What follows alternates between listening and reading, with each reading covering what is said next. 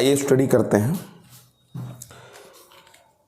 Classification of substance on the basis of their magnetic behaviour. ठीक है, मतलब समझेंगे इसको। मैं जानता था इंक जरूर गिरेगा। पढ़ना क्या चीज़ हम लोग को बेटा, classification of substance. Classification of substance, substance का क्लासिफिकेशन। ठीक है, पदार्थों का वर्गीकरण। अब एक बात हमेशा जानिए कि क्लासिफिकेशन का हमेशा कोई ना कोई बेस होता है, किसी न किसी आधार पर बांटते हैं चीज़ों को हम। अब ये जो क्लासिफिकेशन हम करेंगे सब्सटेंस का, वो किस बेस पर? On the basis of their magnetic behaviour, उनके मैग्नेटिक बिहेवियर के बेस पर। और सब्सटेंस का जो मैग्नेटिक बिहेवियर हम जज करेंगे वो तब जब हम सब्सटेंस को एक मैग्नेटिक फील्ड में रखते हैं। मतलब सब्सटेंस को मैग्नेटिक फील्ड में रखें और तब हम इनके बिहेवियर को क्या करेंगे, स्टडी करेंगे और फिर हम सब्सटेंस को क्लासिफाई करेंगे। ठीक है बेटा, बात यह है कि 1846 में एक साइंटिस्ट थे फैराडे, नाम तो सबने सुना है, वही इलेक्ट्रोमैग्नेटिक इंडक्शन वाले।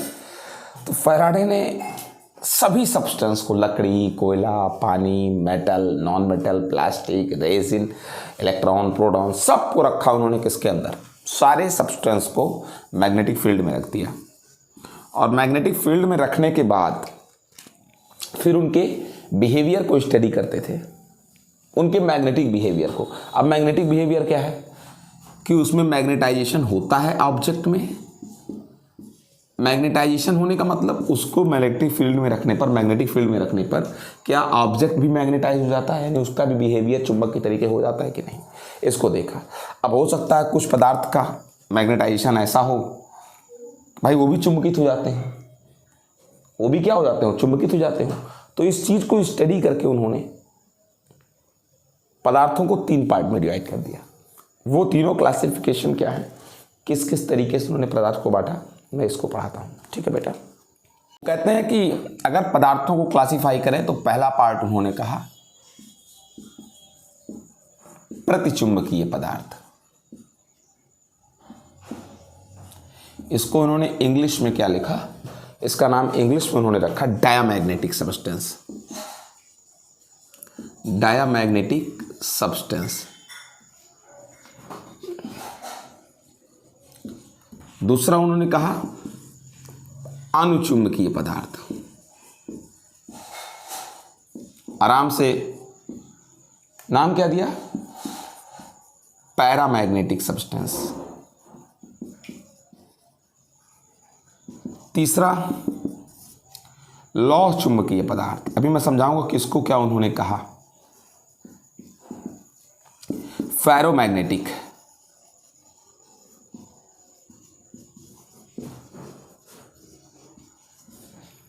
किस बेस पर उन्होंने क्लासिफाई किया, समझा रहा हूं। उन्होंने कहा अगर किसी सब्सटेंस को, प्रतिचुंबकीय पदार्थ पर उन्होंने कहा कि अगर किसी सब्सटेंस को मैग्नेटिक फील्ड में रखिए और वो सब्सटेंस मैग्नेटिक फील्ड के अपोजिट डायरेक्शन में मैग्नेटाइज हो जाए। और कैसे, बहुत मामूली सा, थोड़ा सा मैग्नेटाइजेशन हो उनका, बहुत थोड़ा सा मैग्नेटाइजेशन, फुलफिल मैग्नेट ना हो जाए वो सब्सटेंस, बिहेव करे मैग्नेट की तरीके। और इस तरीके बिहेव करे मतलब वो सब्सटेंस मैग्नेटिक फील्ड में रखने पर मैग्नेटिक फील्ड के अपोजिट डायरेक्शन में मैग्नेटाइज हो जाए। अब मैग्नेटिक फील्ड का डायरेक्शन क्या है, हमेशा आपको पता है, अगर ये एक मैग्नेट है मजबूत सा, उसका नॉर्थ पोल, ये एक मजबूत सा मैग्नेट है, उसका क्या है, साउथ पोल। तो आपको पता है मैग्नेटिक फील्ड हमेशा यन से यस की ओर होगा। लेकिन ये सब्सटेंस मैग्नेटिक फील्ड के अपोजिट डायरेक्शन में मैग्नेटाइज हो जाएंगे। तो अपोजिट डायरेक्शन का मतलब ये बहुत थोड़ा सा, मामूली सा मैग्नेटाइज होंगे। तो होगा क्या चीज, अब देख लीजिए, नॉर्थ को क्या करेगा, अट्रैक्ट तो करेगा नहीं, रिपल ही करेगा। साउथ साउथ को रिपल ही करेगा। यानी वे पदार्थ, वे सब्सटेंस जिनको मैग्नेटिक फील्ड में रखने पर वो मैग्नेटिक फील्ड के अपोजिट डायरेक्शन में मामूली सा मैग्नेटाइज हो जाए, हल्का सा इनको रिपल्सन लगेगा। जब थोड़ा सा ही मैग्नेटाइज हुआ तो हल्का सा रिपल्सन लगेगा। ऐसे सब्सटेंस को ही क्या कहते हैं बेटा? डायमैग्नेटिक सब्सटेंस बोलते हैं, प्रतिचुंबकीय पदार्थ। अब आपको बताओ, एग्जाम्पल बता दें इनके बारे में, 2-3 लोग का नाम बता दें। बिस्मथ, जिंक, ये लोग हैं। कॉपर, सिल्वर, सोना, आयरन। और कौन से लोग हैं ऐसे? हीरा, नमक, सुन रहे ना, हीरा, नमक, NaCl, हीरा कार्बन ही है बेटा, ठीक है ना। जल, H2O, ये भी डायमैग्नेटिक है। इसके अलावा पारा, Hg, नाम याद रखिएगा, पारा भी डायमैग्नेटिक है। इसके अलावा नाइट्रोजन, हाइड्रोजन, जितने लोग का मैंने नाम बोला नोट कर लीजिए कहीं कॉपी पर। नाइट्रोजन, हाइड्रोजन, ये सब डायमैग्नेटिक है, प्रतिचुंबकीय है। इनकी सबकी यही प्रॉपर्टी है। दूसरा क्लासिफिकेशन उन्होंने क्या किया है? अनुचुंबकीय। अब इनके बारे में ये क्या है? ऐसे सब्सटेंस जिनको मैग्नेटिक फील्ड में रखने पर, अगर मान लीजिए मैग्नेटिक फील्ड में रख दें, आई एम सॉरी,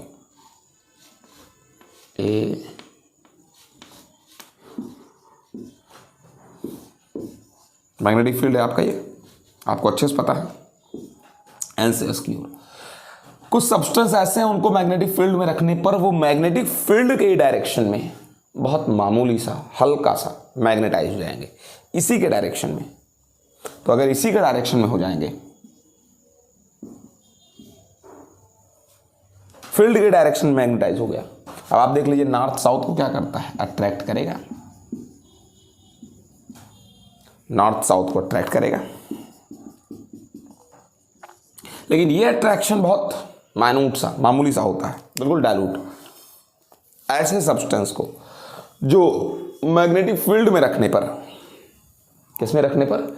मैग्नेटिक फील्ड में रखने पर मैग्नेटिक फील्ड के डायरेक्शन में ही मामूली सा, माइन्यूट सा, थोड़ा सा मैग्नेटाइज हो जाते हैं, वो आपके कहलाते हैं कैसे बेटा?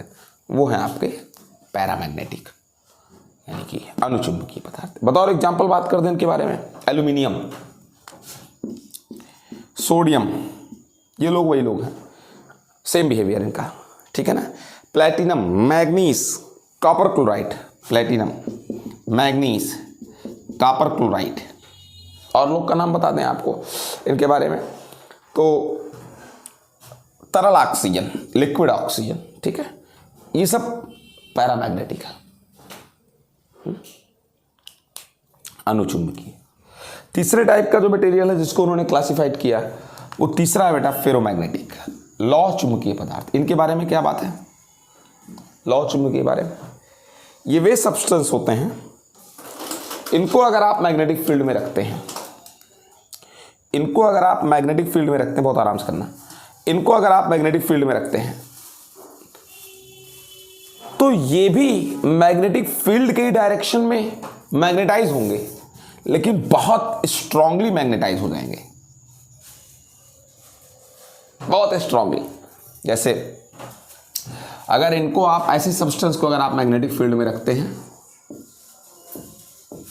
बहुत स्ट्रांगली मैग्नेटाइज हो जाएंगे ऐसे मटेरियल, इसी डायरेक्शन में बहुत तेज अट्रैक्शन होगा एनएस के बीच। मतलब ऐसे सब्सटेंस जिनको मैग्नेटिक फील्ड में रखने पर वो मैग्नेटिक फील्ड के डायरेक्शन में बहुत स्ट्रांगली मैग्नेटाइज हो जाए, मतलब इनमें जो पोल्स बनेंगे वो बिल्कुल मैग्नेटिक फील्ड के डायरेक्शन में बनेंगे। तो फिर डेफिनेटली ये जो अट्रैक्शन होगा यहाँ पर वो बेहद स्ट्रांग होगा, बहुत पावरफुली अट्रैक्शन होगा। जैसे आयरन को आपको पता है, अगर ये मैग्नेट है N और S, अगर आप एक आयरन को इस पर लेकर जाओ, आयरन रॉड को इसके पास, तुरंत चपक जाता है। तो तुरंत चपक गया, इसका मतलब ये वाला टर्मिनल क्या बन गया? साउथ बन गया, तभी ना चपक लिया। ये वाला नॉर्थ बना होगा, इसका भी मैग्नेटिक फील्ड इधर, इसका भी।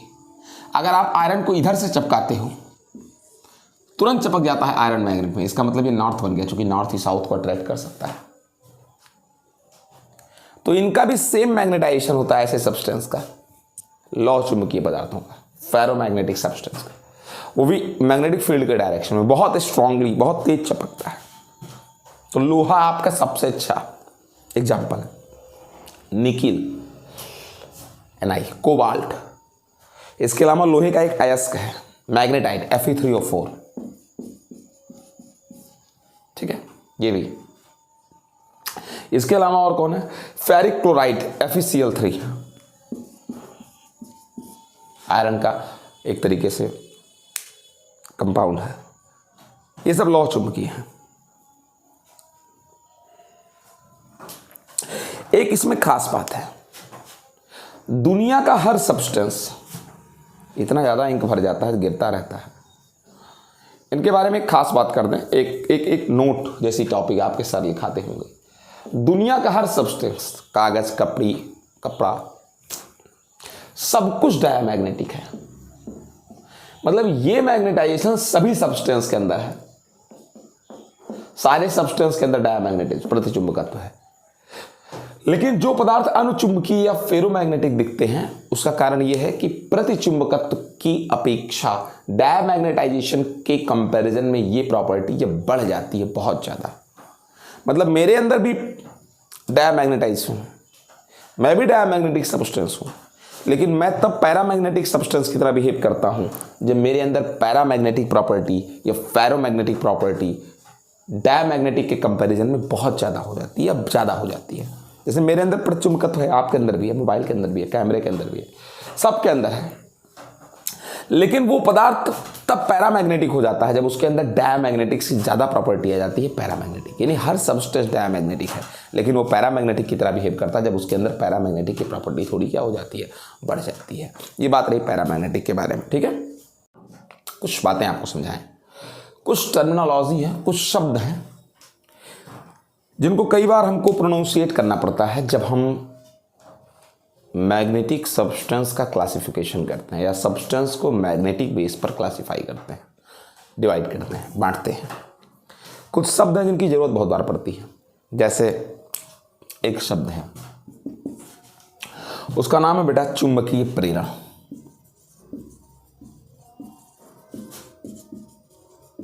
बी वेक्टर,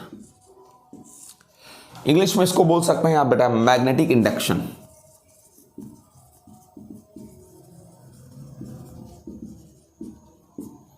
अभी प्रश्न है कि क्या है मैग्नेटिक इंडक्शन। आपको एक सामान्य सी बात कह रहे हैं मैग्नेटिक इंडक्शन के बारे में। अगर आप किसी सब्सटेंस को मैग्नेटिक फील्ड में रखते हैं तो वो सब्सटेंस भी मैग्नेटिक हो जाता है। किसी भी वस्तु को अगर आप चुंबकीय क्षेत्र में रखते हैं तो वह वस्तु भी चुंबकित हो जाता है, मैग्नेटिक हो जाता है। इसी घटना को प्रेरित चुंबकत्व, इंड्यूस्ड मैग्नेटाइजेशन कहते हैं। अगर आप मैग्नेटिक फील्ड में किसी सब्सटेंस को रख देते हैं, इसमें भी मैग्नेटाइजेशन हो जाता है।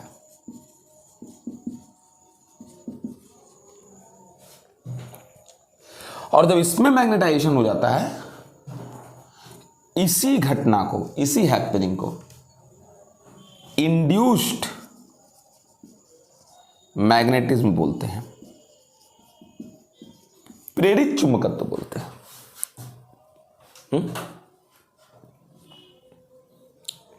ऐसे चुंबकत्व को अगर इस तरीके कोई चीज चुंबक बन जाए मैग्नेटिक फील्ड में रखने में, तो इस तरीके के चुंबकत्व को क्या बोलेंगे? प्रेरित चुंबकत्व। कहां से आया चुंबकत्व?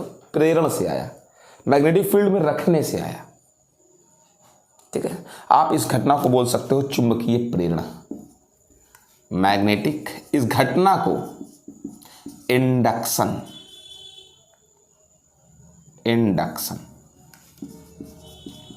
ये हैपनिंग मैग्नेटिक इंडक्शन है, और जो चुंबकत्व इससे उत्पन्न हुआ उसको इंड्यूस्ड मैग्नेटिज्म बोलते हैं। इसी को बोलते हैं बेटा, इसी को बी वेक्टर से दिखाते हैं। इसी चुंबकत्व को, जो प्रेरित चुंबकत्व उत्पन्न हुआ, इसी को बी वेक्टर से दिखाते हैं। आप जरा समझने की कोशिश करिएगा। जैसे कोई इलेक्ट्रिक मैग्नेटिक फील्ड है,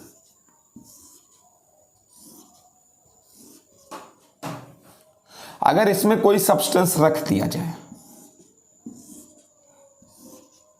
ये तो बी वेक्टर, मतलब ये तो मैग्नेटिक फील्ड है ही है। अगर इसमें कोई सब्सटेंस रख दिया जाए तो पहली बात तो मैग्नेटाइज हो जाएगी,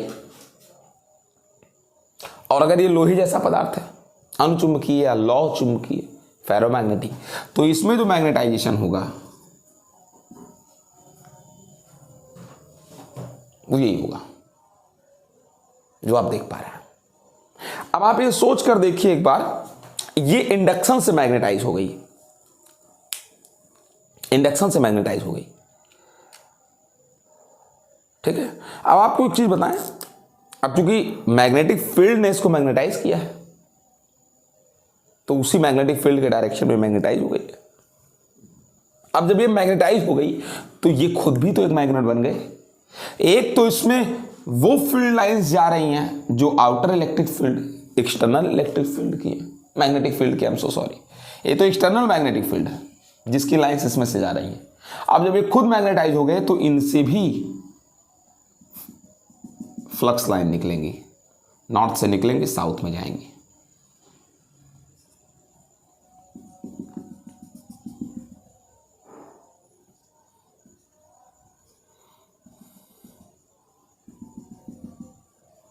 अभी तक इसमें सिर्फ एक्सटर्नल मैग्नेटिक फील्ड की फील्ड लाइंस थी, फ्लक्स लाइंस थी। अब इसमें वो भी बल रेखाएं हैं, वो भी चुंबकीय बल रेखाएं हैं जो इनके खुद के कारण है। एक तो इसके अंदर वो मैग्नेटिक फील्ड जो बाहर वाला है, एक इनके स्वयं की फील्ड लाइंस जा रही हैं इसके अंदर, नॉर्थ से निकल रही हैं, साउथ से होकर क्या कर रही हैं, जा रही हैं। यानी इस सब्सटेंस के अंदर मैग्नेटिक फील्ड लाइंस की जो कंसंट्रेशन है, जो अमाउंट है, क्वांटिटी है, number of magnetic field lines, वो बढ़ गई। एक तो खुद की फील्ड लाइंस और दूसरा इस बाहर वाले इलेक्ट्रिक फील्ड की लाइंस, दोनों इसके अंदर से होकर जा रही है बेटा। यानी एक तरीके से कहें हम एक चीज, तो इसके अंदर मैग्नेटिक फ्लक्स डेंसिटी बढ़ गई, चुंबकीय फ्लक्स घनत्व तो क्या हो गया, बढ़ गया अंदर। हाँ, बाहर की बात करेंगे अगर आप चुंबक के बाहर, तो आपको पता है चूंकि एक्सटर्नल इलेक्ट्रिक मैग्नेटिक फील्ड का तो इस तरफ जा रहा है, लेकिन इनके खुद की मैग्नेटिक फील्ड का उल्टा जा रहा है, विपरीत जा रहा है। तो यहां सब जगहों पर बहुत वीक हो जाएगा मैग्नेटिक फील्ड, अंदर बढ़ जाएगा मैग्नेट के सब्सटेंस के, बाहर मैग्नेटिक फील्ड बहुत ज्यादा क्या हो जाएगा, वीक हो जाएगा। अंदर जो आपको फील्ड लाइंस दिख रही है मैग्नेट के अंदर, उनको बोलते हैं बेटा मैग्नेटिक लाइंस ऑफ इंडक्शन, चुंबकीय प्रेरण रेखाएं बोलते हैं। उन्हीं ने इनके अंदर मैग्नेटिज्म क्रिएट किया है, चुंबकीय प्रेरण रेखाएं बोलते हैं। मैग्नेटिक लाइंस ऑफ इंडक्शन जो इसके अंदर जा रही है, मैग्नेटिक लाइंस ऑफ इंडक्शन बोलते हैं। इस तरीके से इसके अंदर जो फील्ड क्रिएट हुआ है उसी को दिखाते हैं बी वेक्टर। जो इसके अंदर क्रिएट हुआ है टोटल फील्ड, उसी को हम दिखाते हैं किससे, इसके अंदर जो क्रिएट हुआ है बी वेक्टर से। ठीक है, समझ में आया बेटा? पूरा जितना भी इसके अंदर क्रिएट हुआ है वो बी वेक्टर है। जितना भी इसके अंदर मैग्नेटिक फील्ड है प्रेजेंट टाइम में, खुद का बाहर वाले फील्ड का मिलाकर के सब ये आपका बी वेक्टर है। ठीक है, अब आपको एक चीज कहते हैं कि आपको इस मैग्नेट के अंदर पर यूनिट एरिया से, पर यूनिट किससे, एरिया से, जितनी फील्ड लाइंस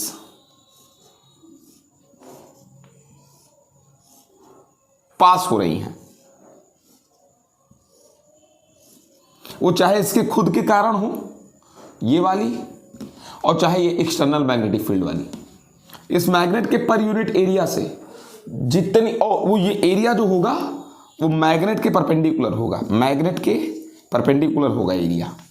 इससे पर यूनिट एरिया से, प्रति एकांक क्षेत्रफल से जितनी बल रेखाएं गुजरेंगी, चाहे वो इनके खुद के कारण वाली हो और चाहे एक्सटर्नल मैग्नेटिक फील्ड की, जितनी भी बल रेखाएं गुजरेंगी बेटा, उसको बोलेंगे चुंबकीय प्रेरण का परिमाण, मैग्नीट्यूड ऑफ मैग्नेटिक इंडक्शन। जितनी number of field lines per unit area से, नंबर ऑफ फील्ड लाइंस जो भी पास आउट होंगी, उसको बोलेंगे मैग्नीट्यूड ऑफ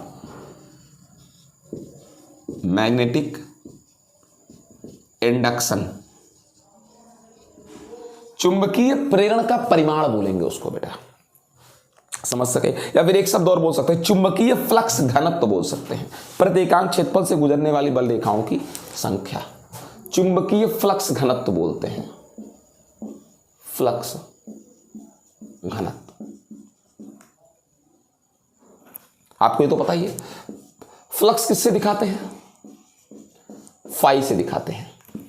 अगर ये पर यूनिट एरिया से पास आउट हो रहा है, पर यूनिट एरिया से, ये फ्लक्स है पर यूनिट एरिया से, तो इसको बोलते हैं फ्लक्स डेंसिटी, चुंबकीय फ्लक्स घनत्व, या इसको बोलते हैं मैग्नीट्यूड ऑफ फील्ड लाइंस। ठीक है, या मैग्नीट्यूड ऑफ क्या बोलते हैं? Magnetic induction, magnitude of magnetic induction, magnitude of magnetic induction, चुंबकीय प्रेरण का परिमाण बोलते हैं। इसी को दिखाते हैं कैपिटल बी से, पर यूनिट एरिया से जितनी फ्लक्स लाइन पास हो रही है। अब अगर इनके यूनिट की बात कर लें, इनके यूनिट की 5 या इसकी कैपिटल बी की, तो 5b की यूनिट सबको पता है, वेबर पर मीटर स्क्वायर। ये किसका एक यूनिट है? 5b का एक यूनिट नोट करते रहे करिए। और F बराबर आपको कभी याद हो, F बराबर IBL मैंने बताया है, तो B बराबर F बटे क्या? IL। तो F का मतलब न्यूटन, I का मतलब एम्पियर और L का मतलब metre. Newton per ampere metre भी, ठीक है। और आपको बता दें इसका एक और यूनिट होता है B का, टेस्ला। ये सब याद रखना चाहिए आदमी को। एक और यूनिट होता है B का सीरियस सिस्टम में, ये सब MKS में थे, गाउस। ये सब इसके यूनिट्स हैं कैपिटल B के। और जो डायरेक्शन है ना मैग्नेटिक फील्ड लाइंस का, यही मैग्नेटिक इंडक्शन का डायरेक्शन है। ठीक है, मैग्नेटिक इंडक्शन का डायरेक्शन है जो बी वेक्टर का डायरेक्शन है। जो बी वेक्टर का डायरेक्शन है वही मैग्नेटिक इंडक्शन का डायरेक्शन है। एक चीज और नोटिस कीजिएगा, चूंकि यहां पर मैग्नेटिक फील्ड घट गई है, मैग्नेट के ऊपर मतलब इस मैग्नेटिक सबस्टेंस के ऊपर और नीचे, बीच में तो बढ़ गया है क्योंकि इनके एक सेल्फ का मैग्नेटिक फील्ड का फील्ड लाइंस है, और दूसरा देखिए अंदर वही है डायरेक्शन, अंदर वही डायरेक्शन है, ये साउथ से एंट्री नॉर्थ से निकलना, साउथ से एंट्री नॉर्थ से निकलना, लेकिन बाहर अपोजिट हो गया है, इनका खुद का उल्टा आ रहा है और ये तो इधर ही है। तो यहाँ पर मैग्नेटिक फील्ड लाइंस घट जाएंगी और बीच में बढ़ जाएंगी, तो जो इमेज होगी कुछ इस तरीके होगी। कहीं अच्छे से जगह होता तो ये यहाँ पर घट गई है, यहाँ डेंसिटी बढ़ गई इतने में, लेकिन यहाँ डेंसिटी घट गई है, यानी कुछ इस तरीके से बीच में मैग्नेटिक सब्सटेंस के अंदर बढ़ गया है फील्ड लाइंस, अंदर, यहां से दुनिया घट गया है। ठीक है, टर्मिनोलॉजी का सेकंड हिंदी में इसको बोलते हैं अगर बेटा, तो बोलते हैं इसको intensity of magnetisation, intensity of magnetisation, intensity of magnetisation, Hindi में इसी को बोलते हैं चुंबकन तीव्रता, दिखाते इसको आई वेक्टर से हैं। क्या है ये? दिमाग में रखिएगा, कोई पदार्थ किस लिमिट तक मैग्नेटाइज हो गई है। जैसे आप किसी सब्सटेंस को उठाकर मैग्नेटिक फील्ड में रख दीजिए, सब्सटेंस को मैग्नेटिक फील्ड में रख दिया आपने, अब वो मैग्नेटाइज हो गया, तो कितना मैग्नेटाइज हो गया, इसको दिखाते हैं चुंबकन तीव्रता से, इंटेंसिटी ऑफ मैग्नेटाइजेशन, कितना आप मैग्नेटाइज हो गए। This amount will be shown by the quantity intensity of magnetisation represented by I vector. So now I want to say to you what is that, what is intensity of magnetisation, how can it calculate it, कैसे इसको calculate करें। Actually this amount is calculated, हम इसको calculate कैसे करेंगे, calculate करेंगे किससे, इसको हम कैलकुलेट करेंगे एक अमाउंट से, उस अमाउंट का नाम है, अमाउंट नहीं एक क्वांटिटी से, हम कोई पदार्थ कितना मैग्नेटाइज हुआ है इसको चुंबकन तीव्रता से दिखाते हैं, लेकिन नापेंगे कैसे उसको? उस कोई पदार्थ कितना चुंबकित हुआ है, हाउ मच मैग्नेटाइज, इस अमाउंट को हम किस क्वांटिटी से मेजर करेंगे? उस क्वांटिटी का नाम है मैग्नेटिक मोमेंटम। मोमेंटम m से रिप्रेजेंट करते हैं। m is equal to NIA, आपने पढ़ा होगा NIA। जैसे आपने डाइपोल देखा था, electric dipole, plus Q minus Q, दोनों के बीच का डिस्टेंस 2L, तो P वेक्टर को आपने दिखाया था Q इंटू किससे? 2L से, याद है? उसी तरीके से अगर मैग्नेटिक डाइपोल है, मैग्नेटिक डाइपोल जैसे ये, इसमें करंट I बह रहा हो, तार के N फेरे हों, N फेरे हो, N टर्न्स हो, और इसका पूरे का एरिया कैपिटल क्या हो? A हो, तो M बराबर NI है। ये इसका मैग्नेटिक मोमेंटम है। तो मैं आपको बताऊं कि किसी सब्सटेंस के अंदर अगर सब्सटेंस को मैग्नेटिक फील्ड में रख दिए हैं तो इसमें पूरा वॉल्यूम अगर मान लें, इस पूरे सब्सटेंस का टोटल वॉल्यूम कैपिटल V है, तो ऐसे कितने लोग इसमें हैं, कितने लोग हैं इसके अंदर जो डाइपोल हैं? और डाइपोल बनाता कौन है? किसी भी सब्सटेंस के अंदर मैग्नेटिक डाइपोल कौन बनाता है? सब्सटेंस के अंदर मैग्नेटिक डाइपोल इलेक्ट्रॉन बनाते हैं, फ्री इलेक्ट्रॉन्स,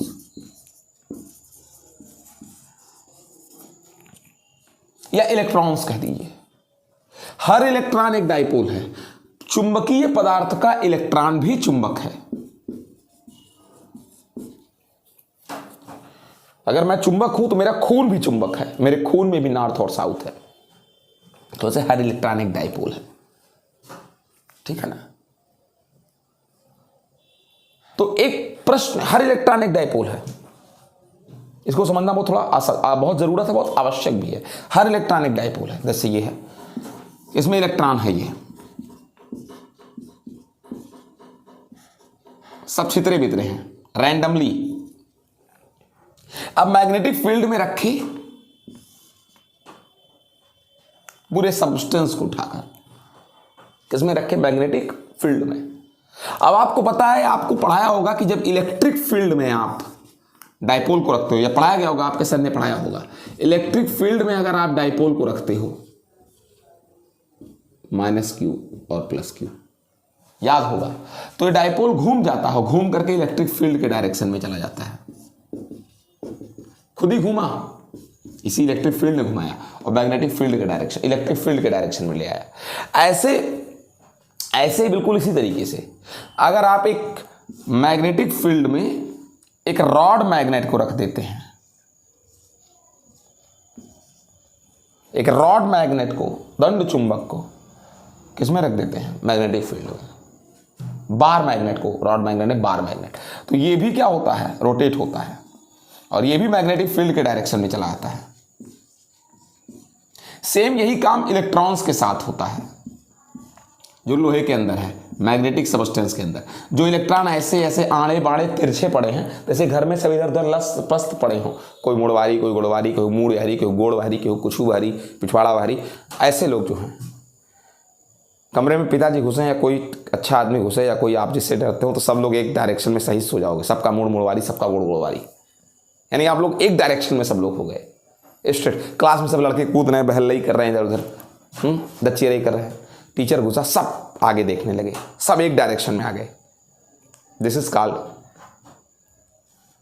रोटेशन। एक तरीके का विशेष प्रकार का डायरेक्शन ले लेना, एक विशेष पोजीशन ले लेना, यूनिफाइड डायरेक्शन, एक डायरेक्शन में सभी लोग सेम डायरेक्शन। तो अगर मान लो 100 इलेक्ट्रॉन पड़े हैं मैग्नेटिक, सब एक एग्जांपल है, अगर 100 इलेक्ट्रॉन पड़े हैं सब्सटेंस के अंदर, कितने इलेक्ट्रॉन? 100 इलेक्ट्रॉन। अगर 100 इलेक्ट्रॉन पड़े हैं और 100 में से 80 लोग आ गए सेम डायरेक्शन में, 20 कमीने हर जगह होते हैं, बहले यहां पर भी हैं, 80 लोग आ गए, तो 80 लोग पूरे में आ गए, पूरे कमरे में 80 लोग थे, 100 लोग थे, 80 लोग सेम सही हो गए। तो अब मान लो इतना बड़ा कमरा है, तो इतने में पूरे कमरे में 80 लोग सही हो गए, 100 में से 80 लोग सही हो गए, तो मान लो कमरे के इतने भाग में 5 लोग सही हो गए, बाकी सब कमीना है, लेकिन 5 लोग सही हो गए, ठीक है ना। तो कितना आप चुंबक कैसे बनता है, ऐसे ही चुंबक बनता है। सब लोग एक डायरेक्शन में आ जाओ, अणु परमाणु सब जितने हो, मैग्नेटिक फील्ड के डायरेक्शन में, मैग्नेटिक फील्ड के डायरेक्शन में आ जाओ, मैग्नेटिक फील्ड के डायरेक्शन में आ जाओ, साउथ टू नॉर्थ। तो कितने लोग मैक्सिमम डायरेक्शन में आ गए, जितना ज्यादा से ज्यादा अंदर लोग एक डायरेक्शन में आ जाएंगे, आप कहेंगे ऑब्जेक्ट मैग्नेटाइज हो गया। ज्यादा से ज्यादा लोग हो गए एक डायरेक्शन में, तो मतलब उस पदार्थ का इंटेंसिटी ऑफ मैग्नेटाइजेशन, चुंबकित होने की क्षमता, पावर ज्यादा है। समझ गए बेटा इस चीज को। आपका इंटेंसिटी ऑफ मैग्नेटाइजेशन इसी से शो करते हैं।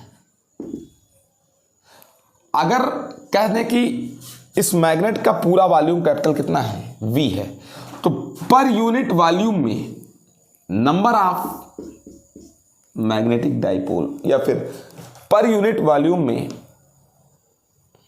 प्रति एकांक किसमें, आयतन में चुंबकीय आघूर्ण का जो मान है, मैग्नेटिक मोमेंट का जो वैल्यू है,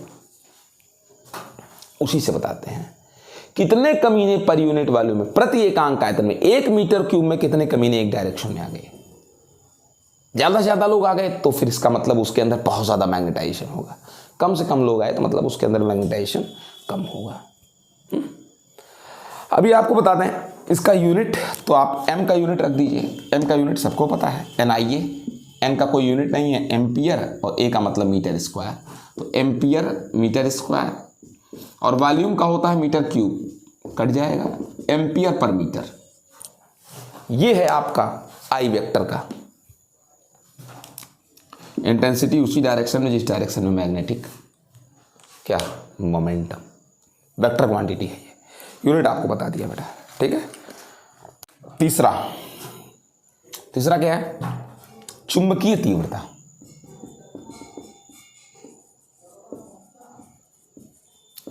चुंबकीय तीव्रता, इसको इंग्लिश में बोलते हैं मैग्नेटिक इंटेंसिटी। अब प्रश्न ये है कि मैग्नेटिक इंटेंसिटी, इसको दिखाते हैं H वेक्टर से। ये क्या चीज है मैग्नेटिक इंटेंसिटी? तो पहले ये समझने के लिए आपको बता दें कि जैसे आपने किसी सब्सटेंस को मैग्नेटिक फील्ड में रख दिया, कोई सब्सटेंस मैग्नेटिक फील्ड में रख दिया, ये अब जब इस सब्सटेंस को मैग्नेटिक फील्ड में रख दिया तो पहले तो इसके अंदर से फील्ड लाइंस आ रही हैं। किसकी फील्ड लाइंस? जो मैग्नेटिक फील्ड है उसकी फील्ड लाइंस आ रही हैं। अब इसकी फील्ड लाइंस गई, ये खुद मैग्नेटाइज हो गए। अब ये खुद मैग्नेटाइज हो गए तो इनकी खुद की फील्ड लाइंस हो गई जो साउथ से नॉर्थ में जा रही हैं, इस तरीके से इनकी खुद की फील्ड लाइंस हो गई जो इनके अंदर जा रही है, खुद की फील्ड लाइंस इनकी। तो वास्तव में इस सब्सटेंस के अंदर जो वास्तव में मैग्नेटिक फील्ड क्रिएट हुआ, इन रियली जो मैग्नेटिक फील्ड क्रिएट हुआ इन रियली इसके अंदर, वो दो तरीके का है। एक तो एक्सटर्नल मैग्नेटिक फील्ड, एक तो एक्सटर्नल मैग्नेटिक फील्ड, और दूसरा वास्तव में जो इनके अंदर फील्ड क्रिएट हुआ है, इनके अंदर सब्सटेंस के अंदर, एक तो एक्सटर्नल मैग्नेटिक फील्ड है और दूसरा इनकी खुद के कारण जो मैग्नेटाइजेशन हुआ है वो भी क्रिएट है। दोनों का सम है, एक एक्सटर्नल वाले का ये वाला, और एक इनके अंदर जो इंड्यूस्ड हुआ है, एक तो एक्सटर्नल वाला, एक इनका खुद का सेल्फ इंडक्ट, स्वप्रेरित, स्वयं इनके अंदर, दोनों का जो सम है वो इसके अंदर नेट मैग्नेटिक फील्ड है। इनके अंदर एक तो एक्सटर्नल वाला, दूसरा इनके सेल्फ का। अब मैं जब हेडिंग बता रहा हूं आपका बेटा, चुंबकीय तीव्रता, magnetic intensity, H vector, actually इस टॉपिक से और इस हेडिंग से ये एक ऐसी क्वांटिटी है जो ये बताती है कि आपके अंदर कितना मैग्नेटाइजिंग पावर है, आपके अंदर कितना मैग्नेटाइजिंग पावर है, कितना आप किसी को मैग्नेटाइज कर सकते हैं, ठीक है, कितना आप किसी को मैग्नेटाइज कर सकते हैं। यानी किसी चुंबकीय क्षेत्र की, मैग्नेटिक फील्ड की, किसी सब्सटेंस को मैग्नेटिक बना देने की कैपेसिटी कितनी है, ठीक है ना। यानी ये प्रॉपर्टी मैग्नेटिक फील्ड की है कि वो कितना सब्सटेंस को मैग्नेटिक कर देता है, मैग्नेटाइजिंग पावर उसकी कितनी है। इसको अगर आपको समझना है तो इसके अंदर टोटल मैग्नेटिज्म कितना क्रिएट हुआ, बी वेक्टर। टोटल मैग्नेटिज्म कितना क्रिएट हुआ, बी वेक्टर इस सब्सटेंस के अंदर टोटल।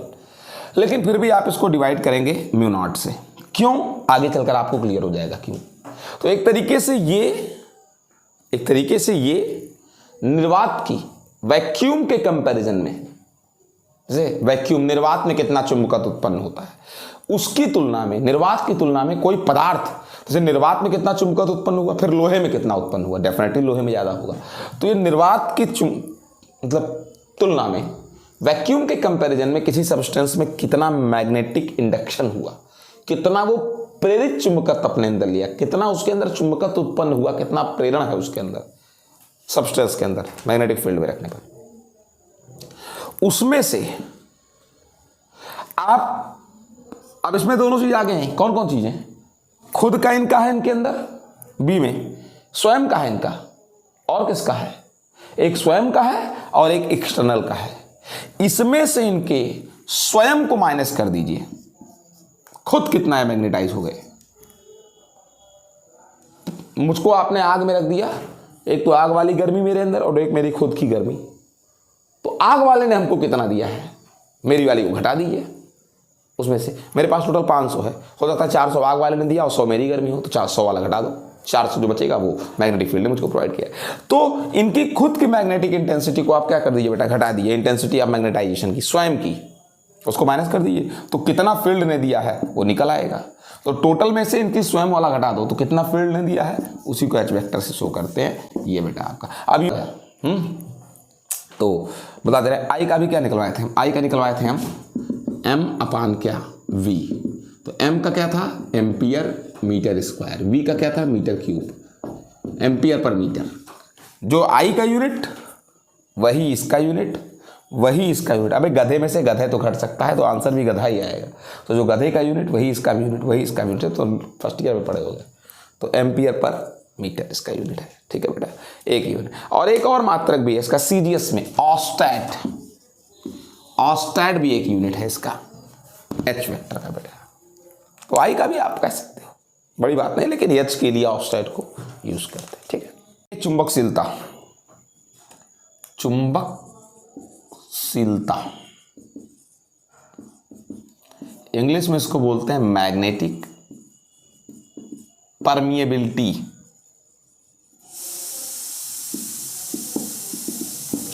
अब क्या चीज है मैग्नेटिक परमिएबिलिटी, इसे दिखाते किससे हैं, म्यू से। अब इसके मायने क्या है, इसको समझना। देखिए एक सीधा सा मतलब, शीलता का मतलब क्या होता है, शीलता का सीधा मतलब होता है धारण करना, किसी भी चीज की विद्युतशीलता, एप्सिलॉन नॉट, इलेक्ट्रोपरमिटिविटी आपको पढ़ा होगा।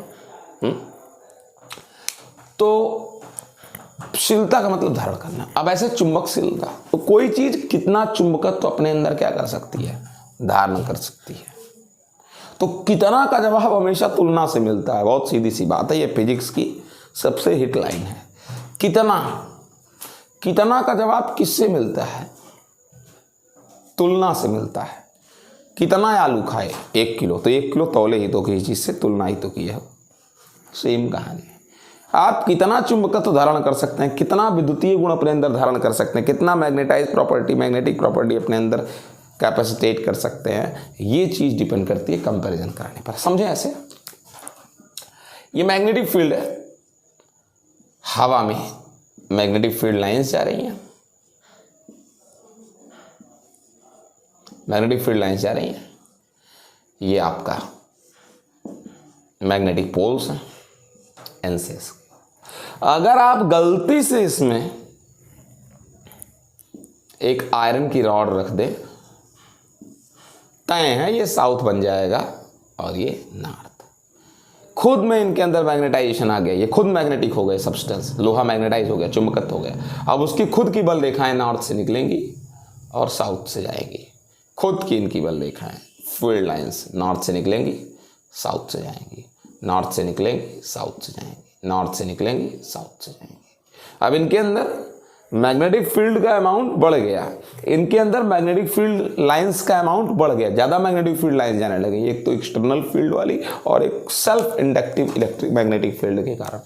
अंदर पहले इतनी जगह में से कम बल रेखाएं जा रही थी, अब इतनी जगह में से ज़्यादा बल रेखाएं जा रही हैं, ज़्यादा फील्ड लाइंस जा रही हैं, ज़्यादा फ्लक्स लाइंस जा रही हैं। मतलब इनकी मैग्नेटिक प्रॉपर्टी, इनकी मैग्नेटिक इंटेंसिटी, इनकी मैग्नेटिक परमेबिलिटी, इनकी धारणशीलता चुंबकत्व की ज़्यादा है एयर के कंपैरिजन में। तो कोई पदार्थ निर्वात की तुलना में कितना ज़्यादा चुंबकित हो सकता है, उसके अंदर कितना चुंबकत्व धारण करने का गुण है बेटा, उसी को चुंबकशीलता से मापते हैं। एयर के कंपैरिजन में उसके अंदर कितना मैग्नेटिक कैपेसिटी है, कितना वो मैग्नेटाइज हो सकता है, इसी को हम चुंबकशीलता से नापते हैं। ठीक है ना, इसे दिखाते हैं म्यू से। ठीक है ना, अब आपको बता दें कैसे इसको निकालते हैं। एक सीधी सी बात है, इनके अंदर इस समय जितनी फ्लक्स लाइन है उसे हम किससे दिखाते हैं, बी से दिखाते हैं। सबको पता है कितना इसके अंदर इंड्यूस्ड फील्ड लाइन से, उसे इंड्यूस्ड मैग्नेटाइजेशन है, मैग्नेटिक प्रॉपर्टी मैग्नेटिज्म है, इंड्यूस्ड मैग्नेटिज्म कितना है इसके अंदर। ठीक है ना, ये अभी हम आपको बता चुके हैं, आज तुरंत अभी हम आपको इस चीज को पढ़ाए बेटा। इसके अंदर कितना इंड्यूस्ड मैग्नेटिज्म है इस सब्सटेंस के अंदर, इसे बी से दिखाते हैं। किसने इसको प्रोवाइड किया है मैग्नेटिज्म, जिस फील्ड ने प्रोवाइड किया उस फील्ड की किसी पदार्थ को, किसी सब्सटेंस को मैग्नेटाइज करने की पावर को हम किससे दिखाते हैं, एच से। मैं फील्ड हूं, ये कमरा मैग्नेटिक फील्ड है, कितना मैग्नेटाइज कर सकता है किसी को, इससे एच से दिखाते हैं, अभी पढ़ाए थे आपको। और मैं कितना हुआ, इसे बी से दिखाते हैं। तो एच करता है, सब्सटेंस के अंदर क्रिएट कितना हो जाता है, बी वेक्टर, इसी को दिखाते हैं किससे, म्यू से दिखाते हैं। स्पष्ट बात है, एच करता है आपको मैग्नेटाइज, एच फील्ड का प्रॉपर्टी है, मैग्नेटिक फील्ड का, ये आपको मैग्नेटाइज करता है। आप कितना हो गए, इसे बी से दिखाते हैं, इसी रेशियो को दिखाते हैं किससे बेटा, म्यू से। यूनिट की बात कर दें तो एच का कैसे, तो आई का क्या होता है, हम तो ये निकालते हैं आई बराबर क्या होता है, ये सबसे आसान है मेरे लिए, एम अपान ए। एम का क्या होता है, एम्पियर इंटू मीटर स्क्वायर। ए का क्या होगा, ए का होता है, एम अपान बी, मीटर क्यूब, एम्पियर अपान मीटर, ये हो गया। एच का एम्पियर अपान मीटर। तो बड़ी हादसे की बात है भैया, काहे गड़बड़ी कर रहे हैं किताब वाले। अब यही लोग जाने, हम नहीं जानते हैं भैया इस चीज़ को, हम नहीं जानते हैं। वेबर पर एम्पियर मीटर है, तो वेबर पर एम्पियर मीटर पता नहीं कैसे लिख रहा है, सवाल ही नहीं उठता है वेबर पर एम्पियर मीटर का। इसका तो एम्पियर पर मीटर ही होगा। तो बी का जो मात्रक है, अब सबको पता है phi is equal to B upon B into A होता है, तो B is equal to phi upon A होता है। तो फिर फाई का मतलब वेबर और वे का मतलब मीटर स्क्वायर, वो सही कह रहा था किताब वाला।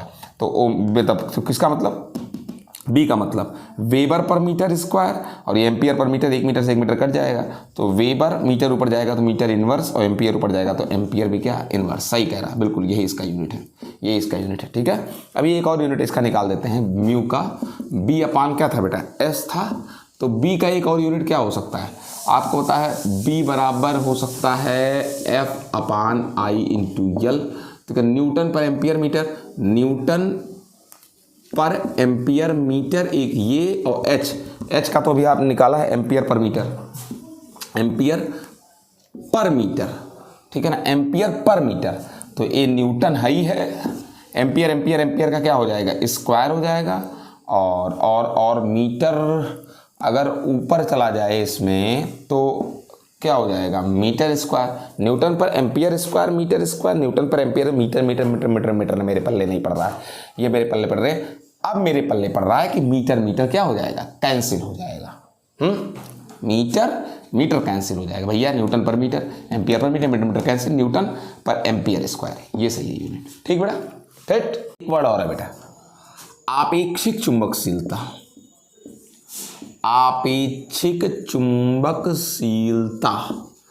रिलेटिव मैग्नेटिक परमिटिविटी भी लिख लेना यार, जो तुम्हारा मन होगा उसको लिख लेना है। इसको दिखाते हैं म्यू सफिक्स आर से।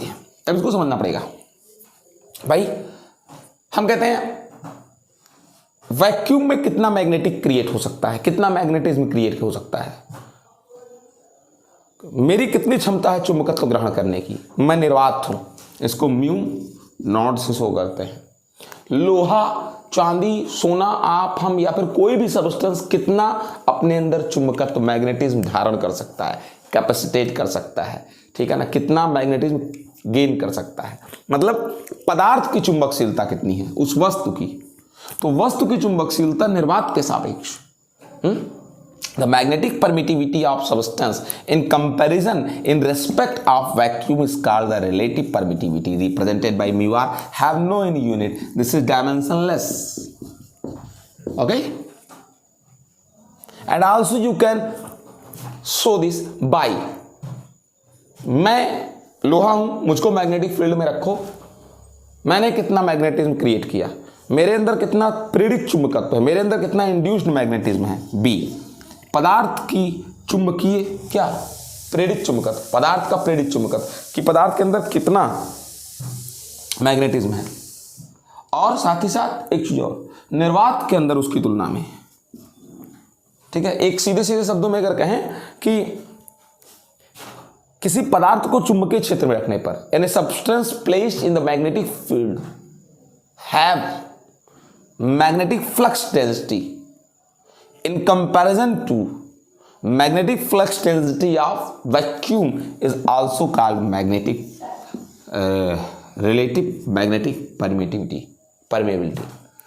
निर्वात के सापेक्ष वस्तु की चुंबकीय फ्लक्स घनत्व को, निर्वात के सापेक्ष वस्तु के चुंबकीय फ्लक्स घनत्व को, पदार्थ के चुंबकीय फ्लक्स घनत्व को उस पदार्थ का आपेक्षिक चुंबकशीलता बोलते हैं, रिलेटिव मैग्नेटिक परमिटिविटी बोलते हैं।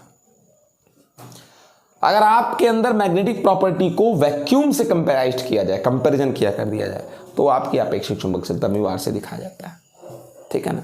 अब एक छोटी सी बात कहते हैं, ये आप बेहतर जानते हैं, बेहतर तरीके से आप जानते हैं, अच्छी तरीके से, कि यहां एयर है, एयर या वैक्यूम है, तो यहां पर फील्ड लाइंस, और अगर कोई डायामैग्नेटिक सब्सटेंस रखते हैं, डायामैग्नेटिक प्रतिचुंबकीय, तो उसमें कुछ चुंबकत्व हो जाता है क्रिएट, थोड़ा उसके अंदर चुंबकत्व क्रिएट हो जाता है।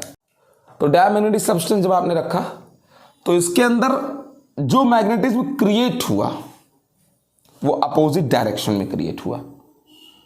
इस डायरेक्ट, ये तो मैग्नेटिक फील्ड का डायरेक्शन, लेकिन इसके अंदर जो मैग्नेटिज्म क्रिएट हुआ वो अपोजिट डायरेक्शन में क्रिएट हुआ, और अपोजिट डायरेक्शन में जो मैग्नेटिज्म क्रिएट हुआ वो बहुत थोड़ा सा, तो म्यू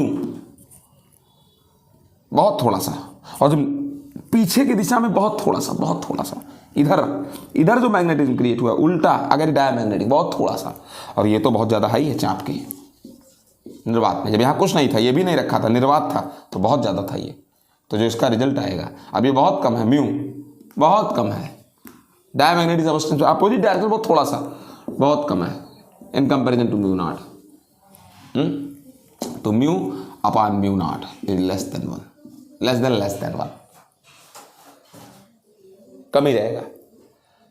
और उसके बाद बात करें, अगर यही पैरामैग्नेटिक सब्सटेंस होता, पैरामैग्नेटिक, तो उसी डायरेक्शन में क्रिएट होता, मैग्नेटिक फील्ड के ही डायरेक्शन में क्रिएट होता, लेकिन फिर भी बहुत थोड़ा सा, भले पैरामैग्नेटिक है इसी डायरेक्शन में, लेकिन बहुत थोड़ा सा, यानी सब्सटेंस के अंदर चुंबकशीलता धारण करने की क्षमता, अनुचुंबकीय पदार्थ अगर है, अनुचुंबकीय पदार्थ मामूली चुंबकित होता है क्षेत्र की दिशा में, बहुत थोड़ा सा होता है, अगर यही निर्वात है तो बहुत ज्यादा है। तो जब आप म्यू को म्यू नॉट से भाग दोगे तब भी कम ही आएगा ये वैल्यू 1 से। लेकिन अगर यही आपका सब्सटेंस फेरोमैग्नेटिक हो गया, अगर आपने मैग्नेटिक फील्ड में फेरोमैग्नेटिक सब्सटेंस रख दिया, तो एक तो पहले तो निर्वात में ज़्यादा था ही, और जब फेरोमैग्नेटिक हो गया तो और ज़्यादा इसके अंदर बढ़ गया, इनकी खुद का भी बढ़ गया, सेल्फ का भी बढ़ गया, बहुत ज़्यादा इसके अंदर जाने लगा। यानी कि फेरोमैग्नेटिक सब्सटेंस की जो चुंबकशीलता है वो बहुत ज़्यादा है, किसकी तुलना में, निर्वात की तुलना में। तो जो म्यू अपान म्यू नॉट आएगा वो बहुत ज़्यादा आएगा, 1 से बहुत बड़ा होगा, छोटा नहीं होगा, बड़ा होगा, क्योंकि फेरोमैग्नेटिक लोहे जैसे पदार्थ की चुंबकशीलता बहुत क्या है, ज़्यादा है। अगला हेडिंग है इसमें चुंबकीय प्रवृत्ति, इसको बोलते हैं मैग्नेटिक सस्पेटिबिलिटी। मैग्नेटिक सस्पेटिबिलिटी क्या है? काइम से शो करते हैं, इस टर्मिनोलॉजी को काइम से दिखाते हैं। जो लिखा हुआ वो काइम है। एक सही तरीके से बनाया अगर इसको हम इस चीज़ को, तो ये है काइम आपका। फिर से बनाए, शायद ये है काइम। आई एम सॉरी, मुझसे थोड़ा गलत बना था ये, मतलब आदमी से बना देता है, लेकिन ये आपका काइम। इसी से दिखाते हैं चुंबकीय प्रवृत्ति। मैग्नेटिक सस्पेटिबिलिटी है क्या चीज़ ये? एक्चुअली में चुंबकीय प्रवृत्ति का मतलब क्या है? एक शब्द कहें कि चुंबकत्व धारण करने की क्षमता क्या है आपकी? To gain the magnetising property या to gain the magnetic property. चुंबकत्व धारण करने की जो क्षमता है, ये हम बताएंगे उसकी प्रवृत्ति से, चुंबकीय प्रवृत्ति से नापेंगे कि वो कितना चुंबकत्व धारण कर सकता है। सीधे सीधे कहें, कितनी आसानी से वो मैग्नेटाइज हो जाता है। जो जितना आसानी से मैग्नेटाइज हो जाएंगे, उसके अंदर चुंबकत्व धारण करने की क्षमता उतनी क्या होगी? ज्यादा होगी। अब एक सीधा सा बात कहें, अनुचुंबकीय और प्रतिचुंबकीय, पैरामैग्नेटिक और डाईमैग्नेटिक जो सबस्टेंस है, पैरामैग्नेटिक एंड डाईमैग्नेटिक जो सबस्टेंस है, पहली बात तो बहुत मामूली से चुंबकित होते हैं, बहुत मामूली से चुंबकित होते हैं, हल्का सा बिल्कुल मैग्नेटाइज होता है। लेकिन जितना ज्यादा तुम्हारा मैग्नेटिक फील्ड होगा, मेरे लिए वो जैसे क्या है, तुम 10 करोड़ हो तो हो सकता है हम 10 करोड़ में से 10 एक्सेप्ट कर सकें, अगर अनुचुंबकीय है, प्रतिचुंबकीय थोड़ा सा ही लेना ही है। लेकिन तुम 20 करोड़ हुए तो हम 20 एक्सेप्ट करेंगे। मतलब वो मामूली का मान बढ़ जाएगा अगर देने वाले का मान ज़्यादा है तो। जैसे आप 100 रुपया ही दे सकते हैं, उसमें से हम मामूली सा लेते हैं, 2 रुपया ले लेंगे। लेकिन अगर तुम 500 दे सकते हो तो हम 10 रुपया ले सकते हैं। तो एक तरीके से देखा जाए तो मेरा चुंबकशीलता, मेरी चुंबकन क्षमता, मेरी चुंबकन तीव्रता कि मैं कितना मैग्नेटाइज हो सकता हूं, ये डायरेक्टली प्रोपोर्शनल है, या प्रोपोर्शनल कहो, डायरेक्टली ना कहो, प्रोपोर्शनल टू योर चुंबकीय क्षमता। आप कितना मुझे मैग्नेटाइज कर सकते हैं, आपकी पावर है ये, मैग्नेटिक फील्ड की पावर है ये, और ये मेरी मैग्नेटाइज होने की पावर है। तो ये इसके डायरेक्टली प्रोपोर्शनल है। एक अगर इसको हटा दें, एक कांस्टेंट आएगा, अभी तो दिखाए आपको chi M for magnetism into H. ये सीधी सी चीज़ है। ये भी वेक्टर क्वांटिटी, ये भी वेक्टर क्वांटिटी। अब एक मोटी सी बात तुमसे एक यूज करते हैं कि आप ऐसे भी कह सकते हैं बेटा कि chi M is the ratio of H vector, I am sorry, I vector upon H vector. अब आपको बताऊं, दोनों का यूनिट सेम है, आई और एच का, तो काई एम एक शुद्ध संख्या है, नंबर, कांस्टेंट। लेकिन एक शब्द आप श्योर कहेंगे, किसी पदार्थ में उत्पन्न चुंबकन तीव्रता, द चुंबकन तीव्रता क्या चीज? The intensity of magnetisation of substance, the intensity of magnetisation of substance with respect to magnetic intensity, the ratio of intensity of magnetisation and what is that? Magnetic intensity. किसी पदार्थ की चुंबकन तीव्रता एवं क्षेत्र की चुंबकीय तीव्रता के अनुपात को उस पदार्थ की चुंबकीय प्रवृत्ति कहते हैं, काइम कहते हैं। अब आपको बता दें इसके लिए कि अगर निर्वात की बात कर दें, निर्वात की बात कर दें, तो निर्वात में कोई चुंबकन नहीं होता। निर्वात कभी चुंबक बन ही नहीं सकता, क्योंकि निर्वात कुछ है ही नहीं है। तो जो कुछ है ही नहीं उसमें चुंबकत्व तो कहाँ से आ जाएगा? चुंबक तो वो बनेगा जो कुछ हो, जिसमें नॉर्थ बन सके और साउथ बन सके। तो निर्वात तो कोई वस्तु है नहीं, तो उसके लिए चुंबकन तीव्रता क्या है? कुछ नहीं है। आई की वैल्यू 0 है निर्वात के लिए। भाई मैं कोई वस्तु ही नहीं हूँ, मैं जिन्न हूँ, भूत हूँ, तो मैं कहाँ से चुंबक बन जाऊँगा? तो मेरे लिए मैं कुछ ग्रहण नहीं करूँगा ना, हवा पानी कुछ नहीं, चुंबकत्व भी नहीं ग्रहण करूँगा।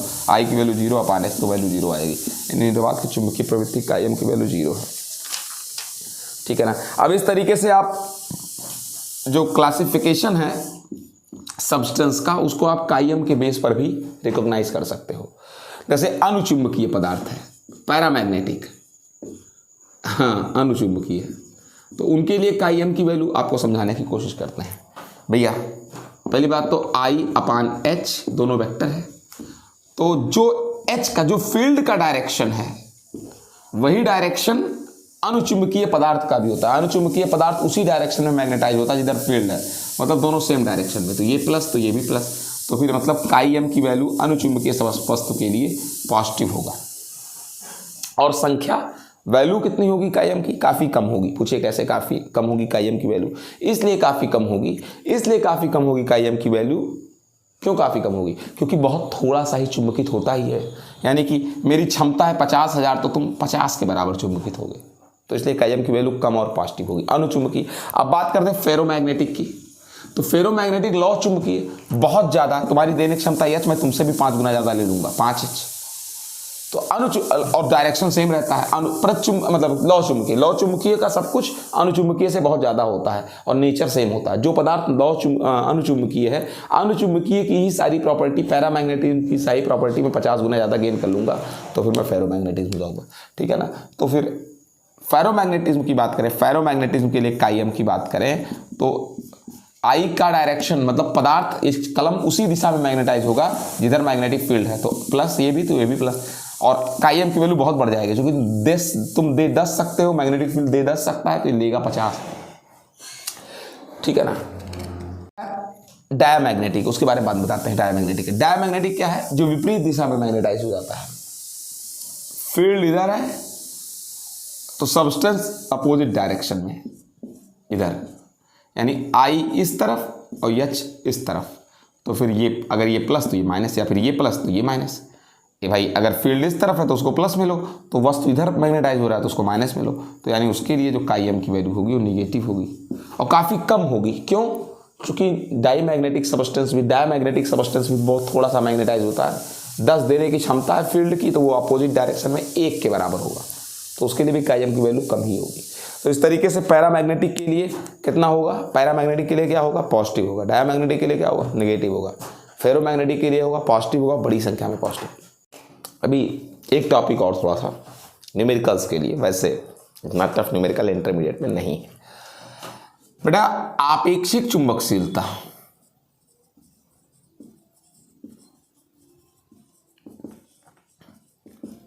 यानी रिलेटिव मैग्नेटिक परमिटिविटी या परमिबिलिटी, राइटिंग मेरी अच्छी, मैं जानबूझकर बिना मन का लिखता हूं, एंड चुंबकीय प्रवृत्ति।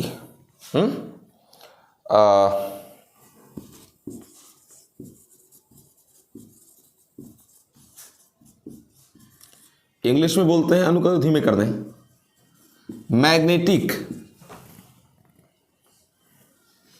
इंग्लिश में लिखें इसको सस्पेक्टिबिलिटी, SUSCE, PTIBILITY,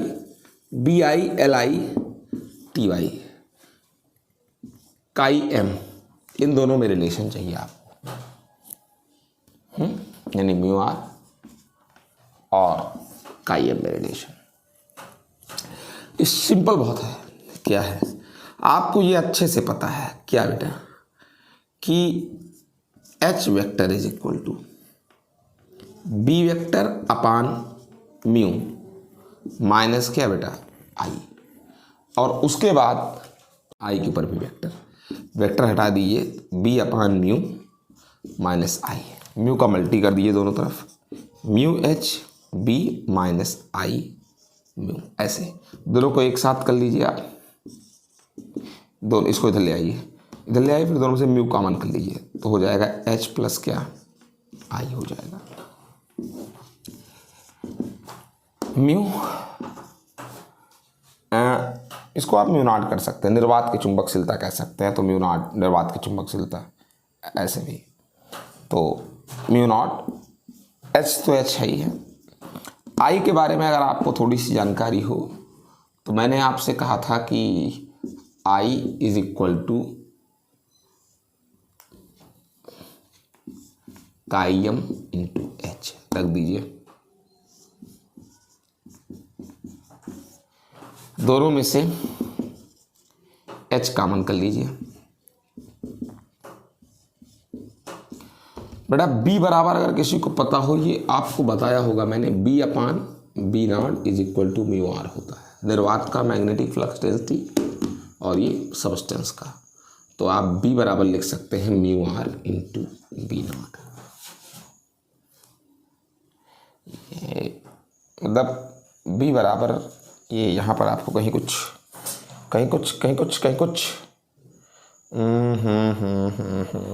क्या कह रहा है, इससे नहीं करो। आपको एक चीज़ और दिखाए थे हम, आपको मैंने एक चीज़ और जो दिखाया था वो मुझे जहाँ तक याद है वो ये है बेटा कि एक और चीज़ दिखाए थे आपको, mu is equal to B upon H. H चुंबकीय क्षमता है या चुंबकीय, इसको बोल सकते हैं आप चुंबकीय तीव्रता है एच, और ये चुंबकन तीव्रता या प्रेरित चुंबकन, ये मेरी देने की क्षमता है, मैं चुंबकीय क्षेत्र हूँ, मेरी प्रोवाइड करने की क्षमता है, ये तुम्हारी ली गई क्षमता है जितना आपने ले लिया। तो b अपान एच को म्यू कहते हैं, तो b बराबर म्यू इंटू एच लिख सकते हैं। होता